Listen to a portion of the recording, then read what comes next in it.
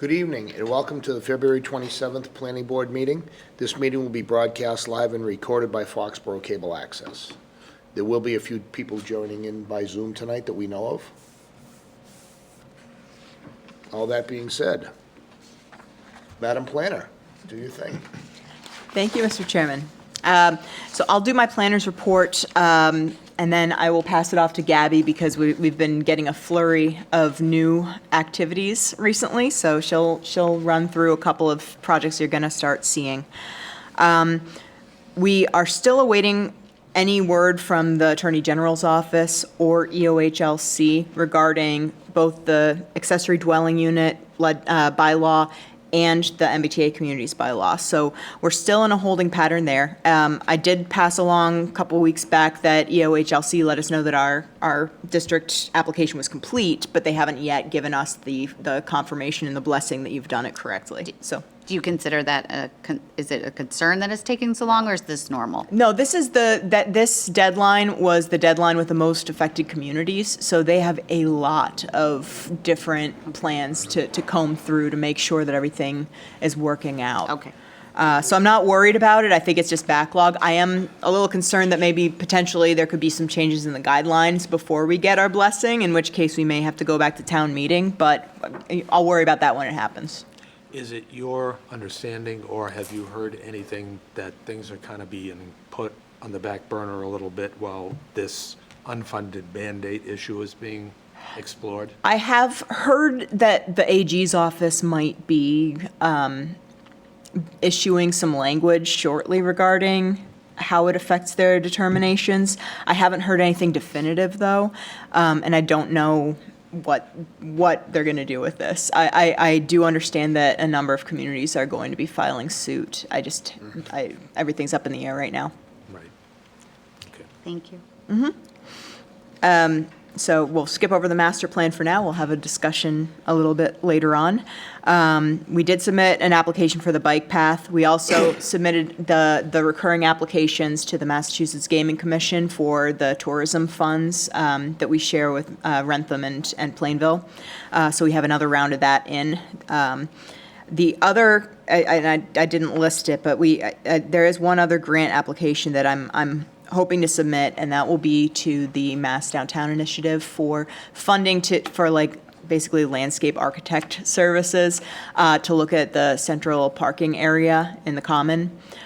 Just ways to beautify that, focusing on lighting for feelings of safety, as well as screening some of the less desirable uses like dumpsters and whatnot. So hopefully we'll be successful with that, but I'm going to throw it in shortly because the application period's open now. Floodplain bylaw update, we did get approval through DCR that our language meets their specifications. And I talked to AdCom about it yesterday. They were not very concerned about it because most of the changes that we're making were dictated by DCR and based off of FEMA issuing new floodplain maps. The whole purpose of this is to make sure that we remain in compliance so that people who rely on the National Flood Insurance Program can continue to have their property insured. So no big changes, just little tweaks. Economic development, the biggest thing on my plate right now is the Schneider Electric land on Neponset Avenue. This is 55 acres, and they're targeting a sale sometime this summer. We'll be discussing this as part of the master plan process. But right now, that land is all zoned industrial. The Schneider Electric has the ability to grandfather that in. Some residents have expressed concerns to me about noise, air quality, et cetera, if another industrial use goes in there. But at the same time, I did bring it up during the MBTA communities discussions, and there was some pushback about considering housing, even for the historic site. So this is going to be a balancing act where we really go out to the community and see what do you want to happen here? What is your vision? And of course, Schneider Electric intends to make money, so it's not just, they're not going to, sit on it and let it just be nothing in perpetuity. They're hoping to get some of that money back from remediating and demolishing. We're just juggling the needs and desires of multiple stakeholders and seeing what, if anything, we need to do. And, if there's any zoning changes, we'll probably bring them before the town meeting in You fall. wouldn't anticipate that would be sold with a plan approved, would you? Chances It could be are, grandfathered in, though. if it's industrial use, then they can do it by right, and, you know, they can just go ahead with the sale.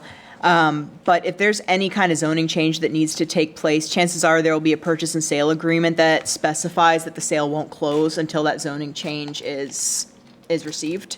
And if it's not, then the deal dissolves and it goes back to Schneider. That's usually how things work with variances in my experience. So we'll see what happens. I mean, Schneider's indicated to me that they're going to start talking to people in the summer. That doesn't mean that a sale's going to be even penciled in at that point. So, you know, we have some time. It's just they asked us what the town wants to see, and what the town wants to see very much depends on what the residents want to see. So we didn't really have anything firm to tell them. So we're going to try to use the master plan to get at least some feedback from residents before Schneider starts talking to prospective buyers. Would you expect that either you as professional staff or us as board members or other town officials would be dealing with prospective buyers to develop a plan prior to a final sale? I believe that that's likely. I mean, 55 acres is too much for any one use. My guess is this is going to be something mixed use, whether it's entirely industrial, commercial of some sort, or there's a residential component, or there are two different development firms going in on it and each doing their own thing. My guess is this is just too much land to not have to negotiate with the town. But it all remains to be seen right now. And one last question, Gabby, you would know. You get closer to the mic. Aside from Kevin, is there anyone still, were you involved in State Hospital? I was, I arrived at the very tail end of the zoning part. Right. You know, the development, I was here the whole, you know, for the whole Right, process, right, but right. not the zoning. Preliminary stuff? Yeah. Okay.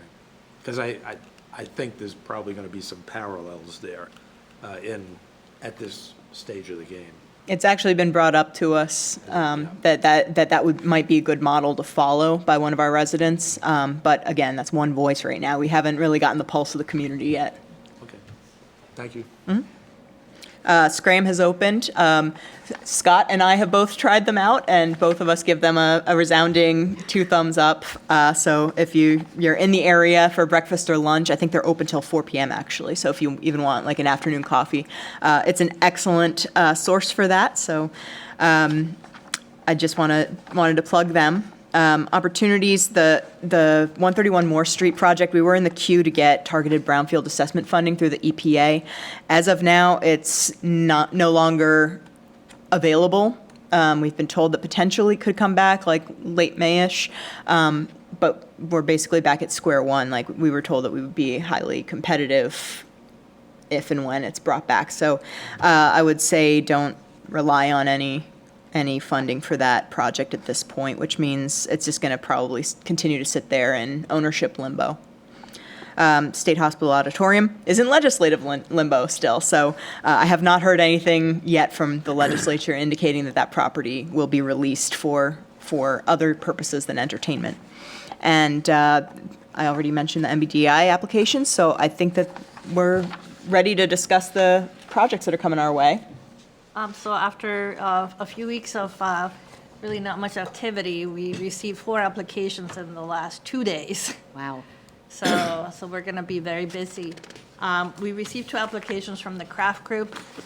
One of them is the expansion of the delayed exit lot on P10. They've acquired some more land. And they're expanding that lot. They have to move some of the drainage part, so, you know, it's, we're gonna have our consultants review that. The other one is actually a very interesting proposal. They have a tenant that's interested in taking over the Christmas tree shop location for indoor pickleball. And also, they're proposing, and this is why they're coming to us, to use the area where the winter skate is for outdoor pickleball courts in the better weather. So there will be a year-round use for that location. So they'll have to do some improvements, but they need to do a modification of the site plan Would you anticipate that the P10 proposal would qualify as a minor modification? Will they be coming in for No, that? they did not come as a minor modification. It's a site plan. Is it? Yes. So, and then the other two applications we received, one was for Maple Crest subdivision, the 6-lot subdivision that we approved as a preliminary subdivision on North Street. And so they filed for the definitive approval. And the other one is for East Belcher Road, the Cook property that the ZBA has been dealing with. They have filed a special permit for a contractor yard. So those two, the subdivision and this contractor yard would be on the 27th of March. The craft group, the first hearing, at least for the parking lot, would be on the 13th. And we also received notification that the lawsuit at 73 Main Street has been settled, so they're coming back with their final presentation, the Briarwood condos. Okay. So, so they'll be here at the next meeting. It was a lawsuit? Yes. Yes, with an abutter. An abutter, yeah. Okay. So that's it. Well, that's a mouthful. It's been a busy week. It's been a very busy week. We have a lot of paper, a lot of paper. Can I ask a question regarding the Main Street project? I mean, where do we stand with the sewer there? Did you turn him up? Where do you stand on the sewer line Please. for 73 Main Street? I'm not aware. I don't have that information, I'm sorry. Okay, I was just curious.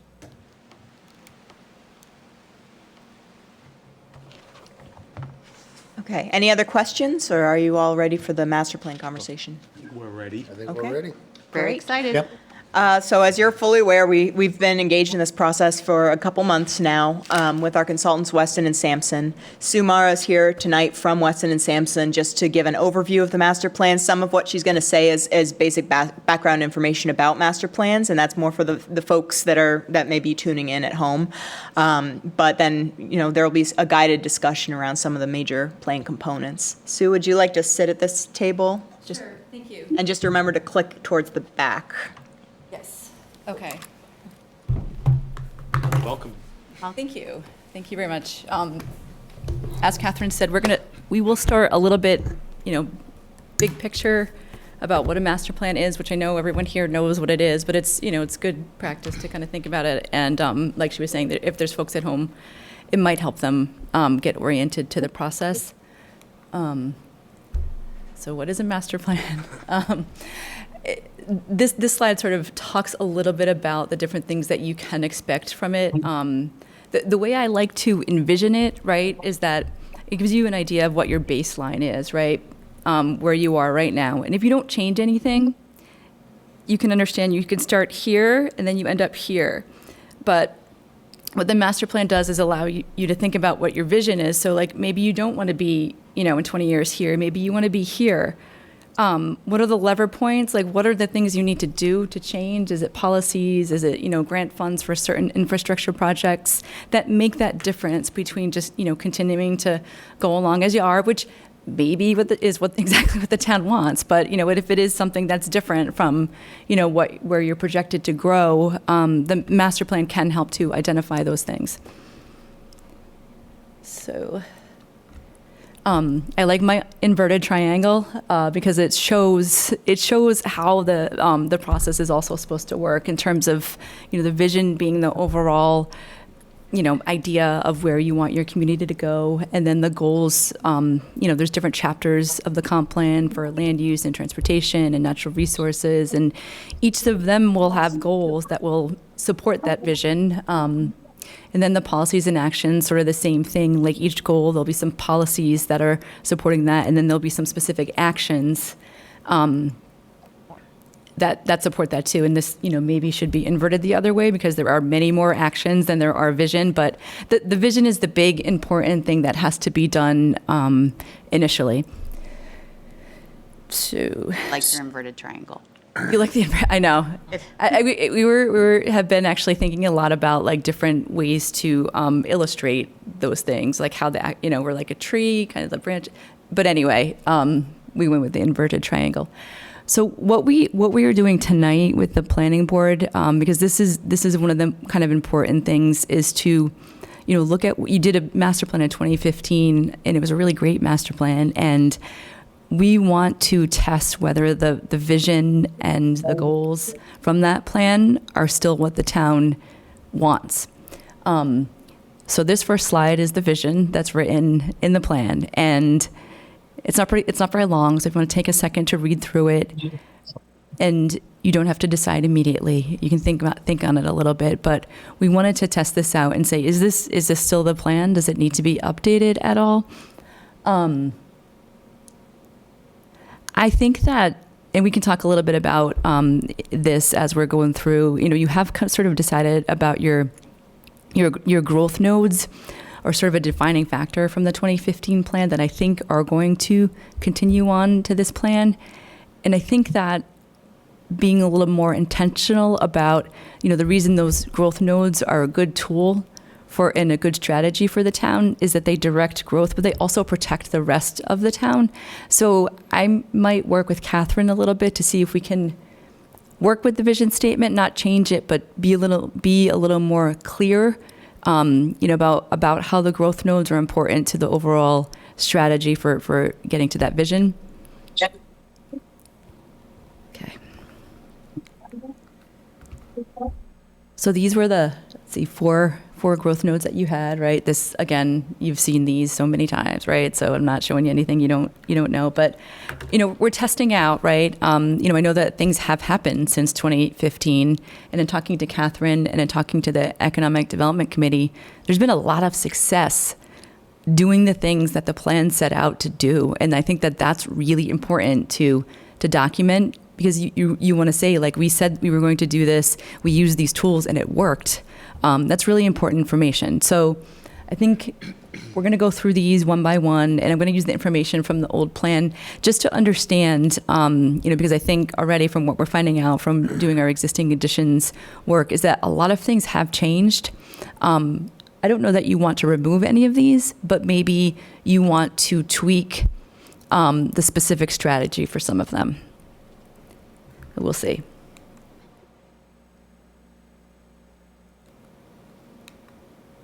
Okay, so the Uptown growth node, this one, from talking to Catherine and from going to the Economic Development Committee, we know that the property from Schneider Electric, and that's that it's not labeled, but that's the graphic that's on your left, that those parcels are the parcels in town that are owned by that company. So I didn't realize it too. This is from the old plan, that it looks like they do own some property that's not, doesn't abut the parcel that's near your Uptown. Yes, they have property on Cocasset Ave, which they are maintaining, that they're still going to be a Foxborough-based business, and they're going to continue operations, but they are going to sell legacy property that they no longer have use for. So we know that will be an update to that we'll include in your in your master plan, and that will be an important part, I think, of this growth node, is considering how that fits in with the rest of the Uptown. And I know I did hear from Catherine tonight, and I think previously too, looking at that, was it the state hospital, isn't it overlay zone? To see if that might be an appropriate proposal to make in the master plan, as far as the type of development that the town would like to see there. So I don't know if there are any other, looking at this plan, are there any other things that we should be removing, revising, adding?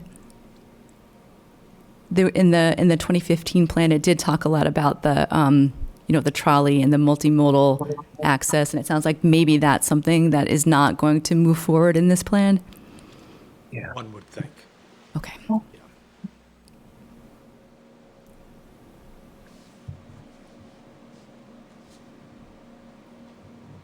So again, Catherine can send you this presentation, so if you want to take a closer look to see if there's like specifically anything here that we don't need to include that anymore because we completed that, or we are no longer looking into that, so we can kind of take it off. Because, I mean, I think, they seems like a really sound growth management strategy that the town has embraced and would like to continue. So we just want to make sure it's still saying the things it needs to say.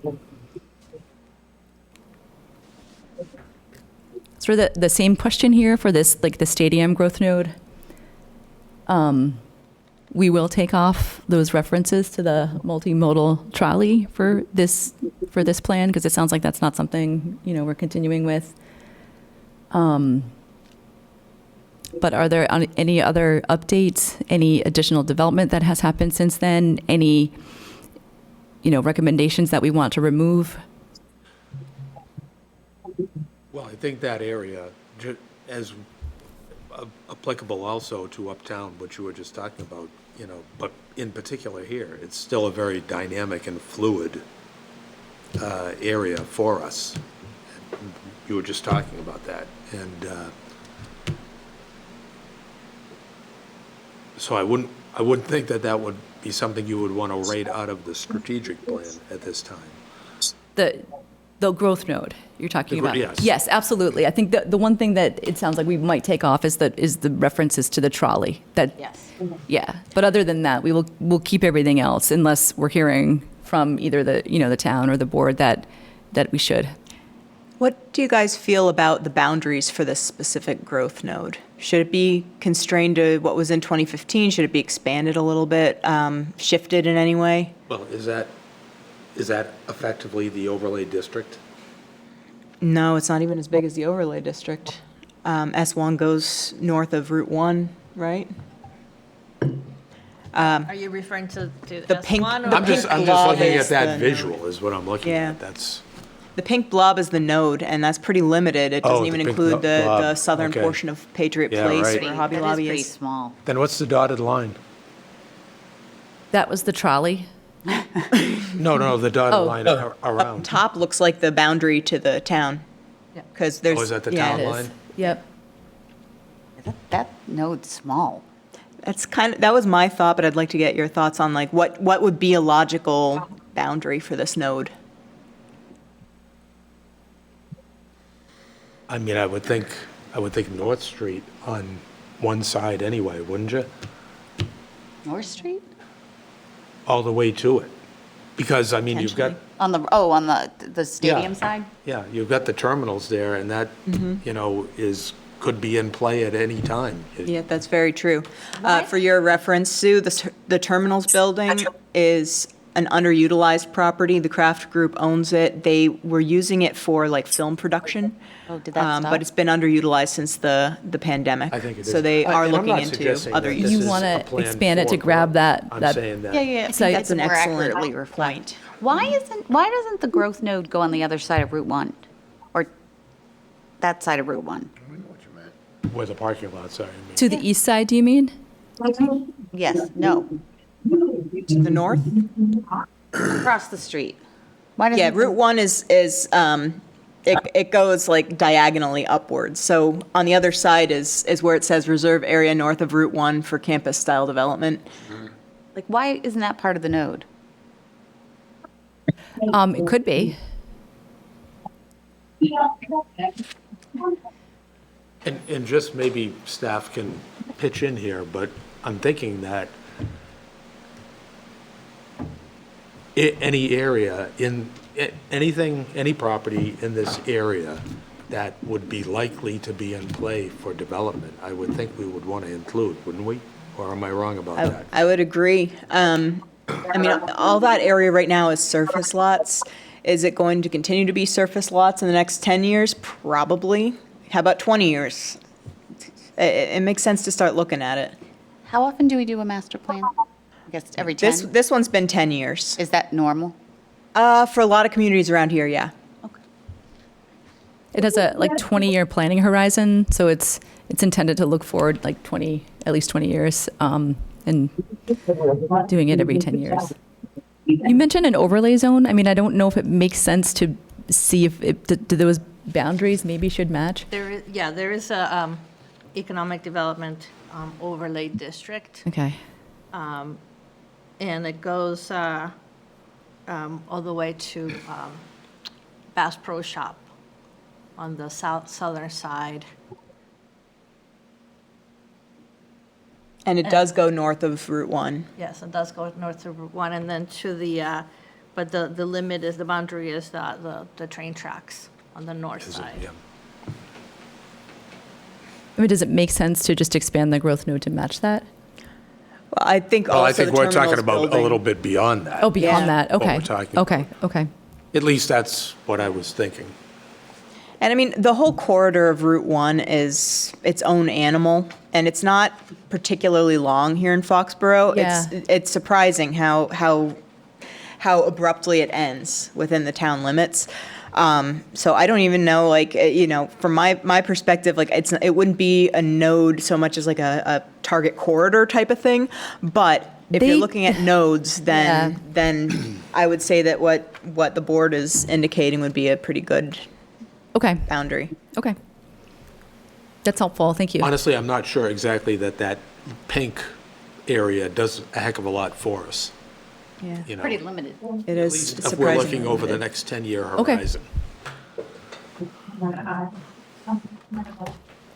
Chestnut Green, we've heard that there's been quite a bit of development here, quite a bit of successful revitalization, so, that's something to note, sort of take credit for, right?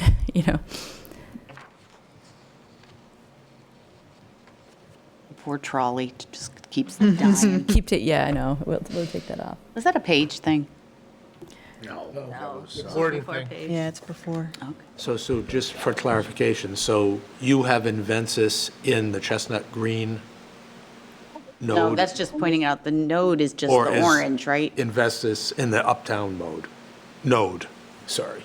So it might be, I gotta go back to the Uptown one. These are from the 2015 plan, so these are not our plans. These are, what you had, Existing. let's see, it is just called out. So, I don't think we want it in a node. okay, Well, I'm just one person. I'm not sure. It certainly is an area that we need to focus on, certainly in the near term, because with the pending sale and everything. When do we say growth node, it's not just commercial, correct? It's not just commercial necessarily. Okay, okay. Then maybe, yeah. Yeah, I think it'd be smart to do it, and Yeah. Which one do you think it would be closest, like if you were to classify it in one or the other, would you choose Chestnut, would you choose Uptown, or would you kind of leave it its own thing? I think you leave it its own thing. okay, So different, a new growth node, kind of? yeah, well, it is heavy industrially in the middle of residential, so we do kind of want to keep it separate. that does make sense. It kind of lets you, be a little more specific. Sure. Okay. Okay. Okay, somebody orient me. Wow, the Bristol campus, haven't seen that in a while. Oh. What's there now? What's in the big orange now?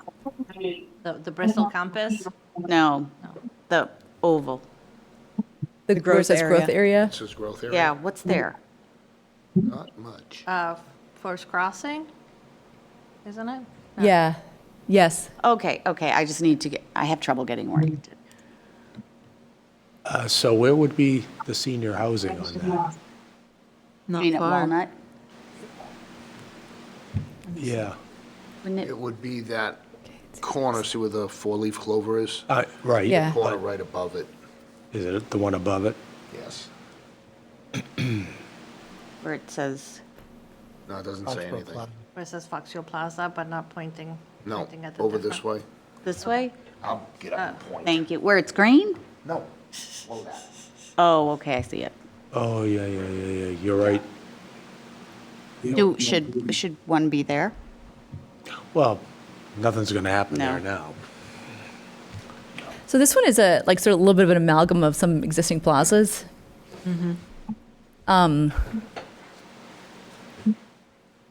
We can take a little bit of a closer look, see what's there. If there's like some specific overarching recommendations we can make, related to, how they operate and their vacancy rates and things. There should also be a conversation, I think, with the police chief, who's recently indicated to me that there are a lot of accidents coming out of some of those plazas. I remember Yes. that from the, yeah, okay. Good call. And I will say, I don't really think there's any sort of unified vision, or ever has been, for that Yeah. stretch. Because where you it's know. located? Not where, I don't mean that, I mean in terms of what's happened down there. I mean, things have popped up at different times in different decades. It's different it's from kind like of a a down mess. or uptown. Okay, okay.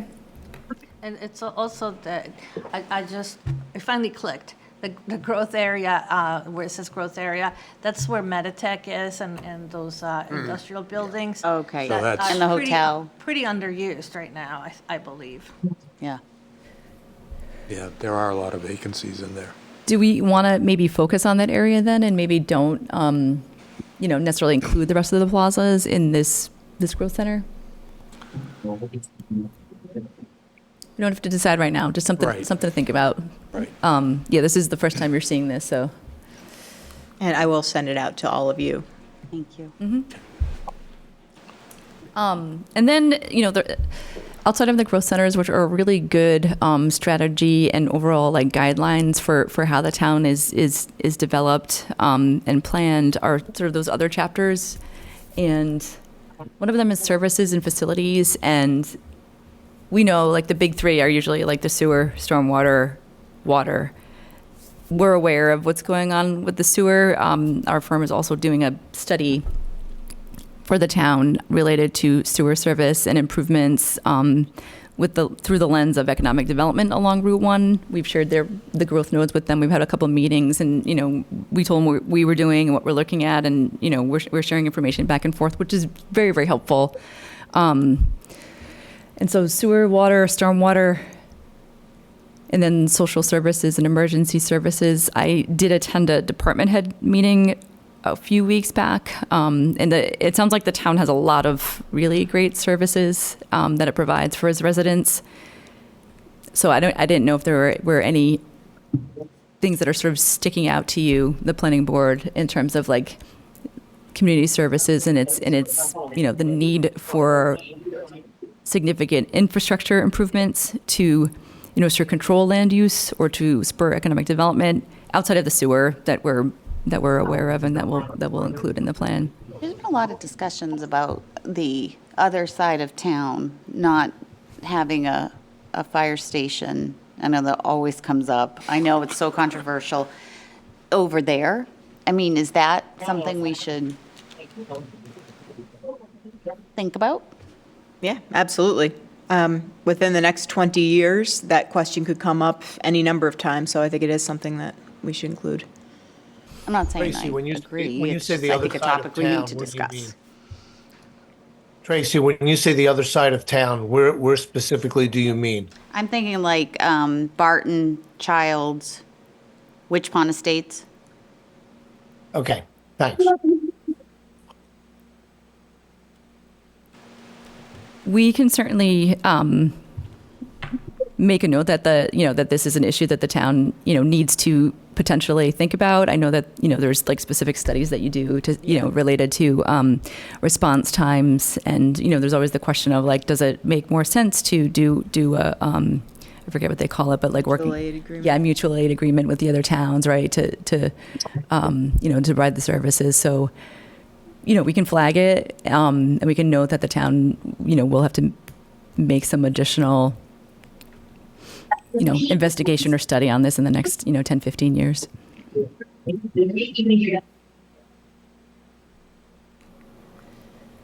So open space and natural and cultural resources.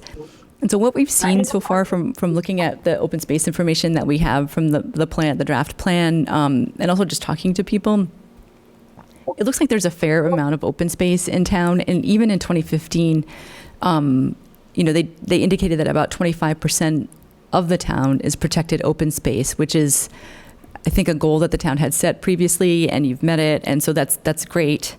And so they were recommending sort of switching from acquisition and expansion of facilities to maintenance of existing facilities.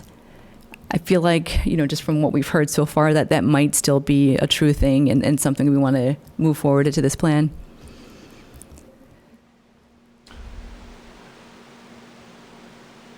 Well, I think that would be fine. I mean, we do still continue in smaller bites to add to that total, so. Yeah. I mean, that's, acquisition should be targeted, right? Like you're right. Like maybe think.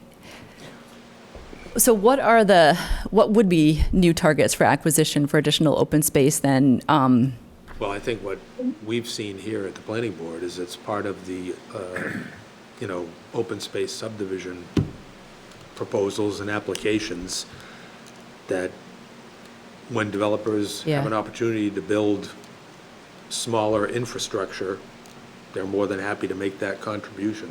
And we still see that. In fact, we probably see that more often than not, wouldn't you think? Since I've been here, certainly. Yeah, starting to, yeah. Yeah. And so that results in, it's like smaller and they become publicly owned or publicly maintained. Both. What we're trying to do is link them together. Yep. With what we've already created for the green space. Yep. That's a good point too. Is the greening of the gateways meaning the entrances to the town? That's what it had said. It's, the old plan had kind of said, it's a very green town, but you wouldn't know it if you're necessarily No, like you coming wouldn't. through it in certain ways. You wouldn't. Yeah. So that may not still be a priority for the town, but. Well, one thing that I will note is that I had a chat with our conservation agent today about a parcel that could potentially be given to the town, and something that the previous, the contracted conservation agent had made me aware of is that sometimes there are some costs involved in maintaining properties that are donated to the town that need to be considered when you make the decision whether or not to accept those properties.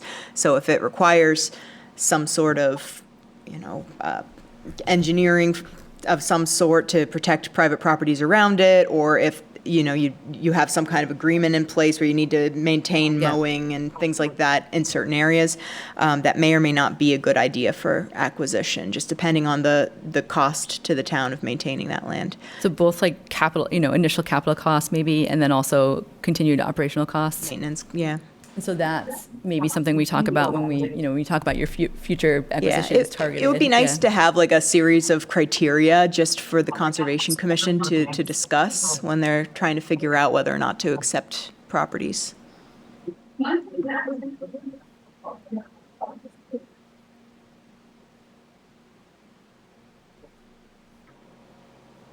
That sounds like a great action item for the open space chapter.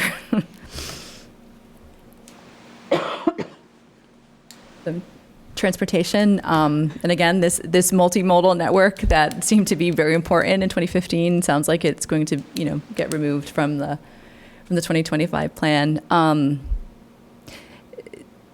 you talk a little bit about it just so I understand, right? Because it sounded like there may be an opportunity to do something that's not a non-vehicular connector, which sounds like a good idea, right? But yeah. They've, bike path is the recent one. People just want to be able to, and you see it on like Facebook discussion, people are like, where can I go for a nice walk? And everyone's always like, the Mansfield bike path, because it's flat and it's blacktop. And I just think that they're looking for one of those here. I just don't know if it can be connected in the right way to make it really useful. Before we go any further on that, and I just want to make sure that I'm not off base, when that was done 10 years ago, was the intent, that was the thinking that there was actually going to be a dedicated vehicular Non-vehicular. transport running on some sort of dedicated pathway? No. Or is the thought that essentially what we're doing right now on a small scale, even with GATRA, would be that sort of, No, because I think it's Right, non-vehicular. the Well, multimodal the connector. discussion with the trolley was on the roads, on the streets. just on the roads. Yes. But I guess, so would I infer then that now, that sort of vision is being met through means like GATRA? Because I was not involved in that. Demand, yeah, probably. I think I didn't see anything, like, there were a couple of different mentions, and one place it said like multimodal. So it may not have been resolved. And they were, maybe thinking about, like, you have these growth nodes, like, you have a potential way to connect them that's not the roadway. I mean, it might have been just that, that That was conceptual, the initial thought process. That's not the on it. roadway, that it would be a dedicated off-road. something, yeah, Well, we had yeah. looked at doing a path adjacent to the train tracks. Well, we're still was talking one about That's that. what we're trying to figure out if that's feasible or not right now. That's what we were looking at back then as well. Yeah. Yeah, but there would never be vehicles operating. Not on, well, it would be a shared use path for non-motorized bicycles and pedestrians. So that's still, Just so we're all talking the same yeah, language. yeah. So we want to maybe you want to keep it on and just be clear that it's not vehicular. I mean, non-motorized. Yeah, non-motorized, that's right, sorry, because bikes are vehicles. Yeah, I mean, I think that, because I mean, reading the plan and not having been here at the time, I think that it was more of a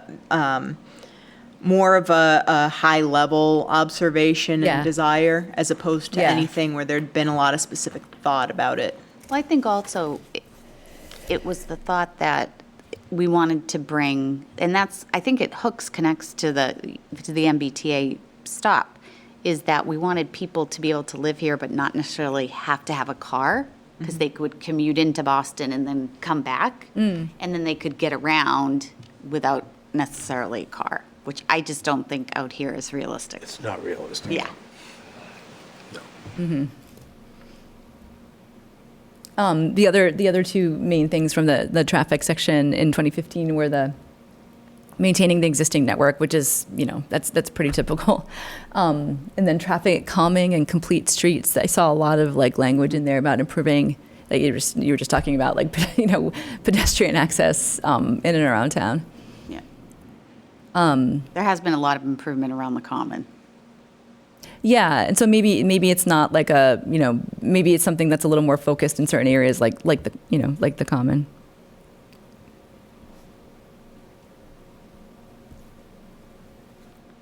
I mean, just that what they did at by the BP gas station, how it's no longer a stop and you merge and your own thing, that has had a huge impact from a traffic standpoint, because that whole road used to back up almost to Dairy Queen when it got around dinner time. Right. I did not know And then that. people were shooting down side roads that they weren't supposed to be shooting down, and that did have a very big impact. Maybe we need to look at, can we do that on another side of it? Because we still have people driving the wrong way around the common. Okay. Oh, yeah.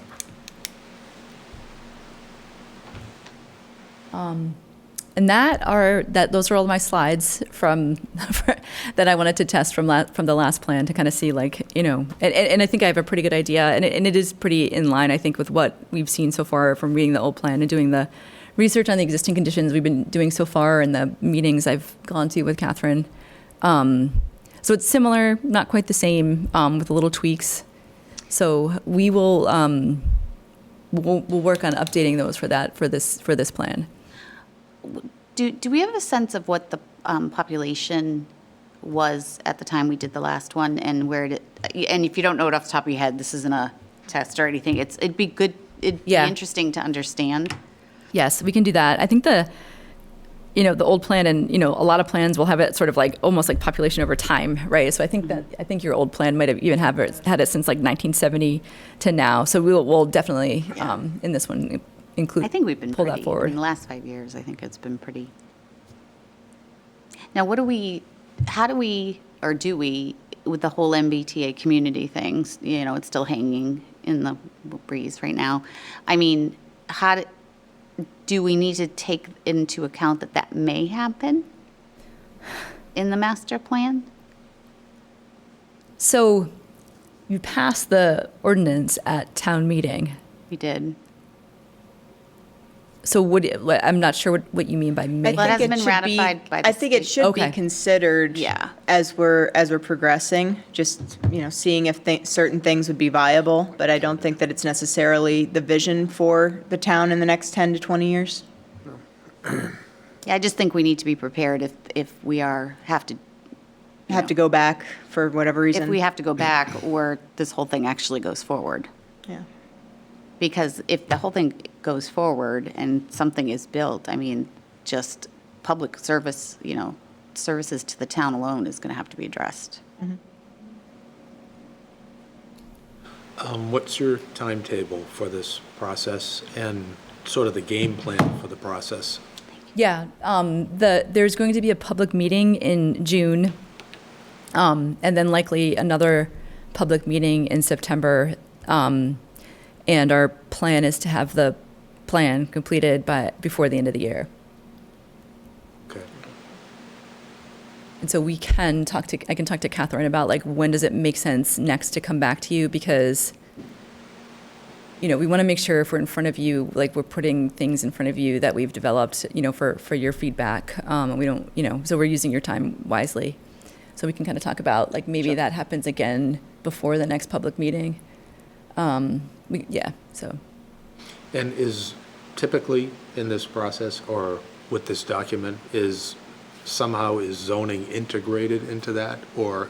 is Yeah, it land use is one of the areas that we'll look at. So there could be recommendations coming out of this plan to make certain zoning changes, and that would be something that obviously would come before this body for formal vote and town meeting, ultimately, if it's. Were you here for the last one, Joe? No, it wasn't. Well, I have a couple copies at my house. I will share one. We have copies too. We have about 25 copies. Hey, I'm trying to get rid of the ones in my house, please. I just couldn't throw them away. The only reason I bring that up is because, as Gabby knows, and I think I've spoken to you, I'd like to see some attention paid to the R15 zoning, a review of, that would include density, that would include dimensional requirements, setbacks, that sort of thing. And one of the reasons is that fits into what we have been talking about here, is that particularly in our core, people can call it the uptown node or whatever it is, but I refer to it as a bigger area. And now we certainly are going to, almost certainly going to have some housing element on Neponset Avenue with Invencis or with Schneider Electric. And this is an area that always had been looked upon historically as an area for greater density, whether it be a mix of commercial and residential or just residential. And that made sense, historically.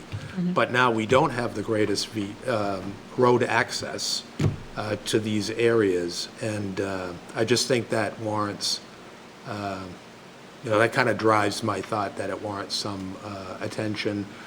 Is that the best place, going forward? And we've seen a lot of multifamily, even some that was approved and probably might not be built in this downtown core over the past few years, partly driven by economic opportunities that have arisen. So I don't know if that fits in with what this is all about. It definitely does. Yeah, Foxborough Common area is definitely one of those interesting places where it's very walkable, it is dense, there are all the services that you might potentially need, but at the same time, very little large E economic activity. So you're probably going to have to work elsewhere. And you're right, there's no connectivity Right, that's and as like traditional Tracy public said, transportation. Right, you're not going to live here if you don't have vehicles. It's going to be very challenging to live here without a vehicle. So it is something to take into consideration. No, this is great. This is exactly why we're in front of you to sort of, like, those are the kind of issues that absolutely belong in the master plan. So we'll, like, land use section, the housing section. And that almost certainly is going to be one of the biggest challenges, I think, on developing a Schneider Electric property. You know, whatever vision you have, there's not great access to that land. Yeah, and it's one of those situations that car-centric development leaves you with a quandary here, because to support any kind of business activity, you need a density of people, whether they're workers or residents, and typically the ones that are more reliable are residents. But at the same time, if you have cars, then that's less space for people. So it's definitely a challenge that we're going to have to work through. I agree. And it is kind of ironic that, you know, 2 generations ago, when you had 3 shifts working over there and thousands of vehicles in and out of there every day, well, the rest of the area wasn't built up like it is now, you know, Right. so. Yeah. Huh.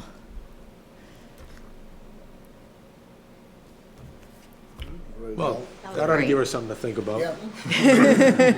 The existential questions in this Yeah. part of That the was, country. that was a really good overview. Thank you. No, oh, I appreciate it. Yeah, thank you very much. The other thing, the survey, so far we have, I think, 87 responses. Oh, really? Already? Yeah, Great. that's really good. So there is a survey that's live. You can find it on the town's website. Actually, if you go There's a to- website called planfoxborough.com. Got it. That's it. Yeah, so you can take the survey right off that website, and Weston and Sampson will keep updating this page as these meetings progress and as they come up with some of their background, data and findings. That's great. Has that been shared on the town social media pages? Okay. Yeah, but Yeah, we've you've only done done a little bit. So to hear that there are 87 responses already is great. Okay, good. Yeah, and we also have some folks that have signed up. Like we always have this. Like, you can email if there's you can put your email in to receive updates, and generally not a lot of people do that, but we actually have a couple, which is nice, because then, because we have just a sort of a placeholder right now for that meeting in June, because I didn't refine the time, so I need to figure that out. So we put a thing we'll let you know when the final times are set, and then we can email them, and there are actually people to get the emails, and that's really great. So it just you guys are getting, even before we're having meetings, some really great response. And can I there's one thing I forgot, that, get the book out.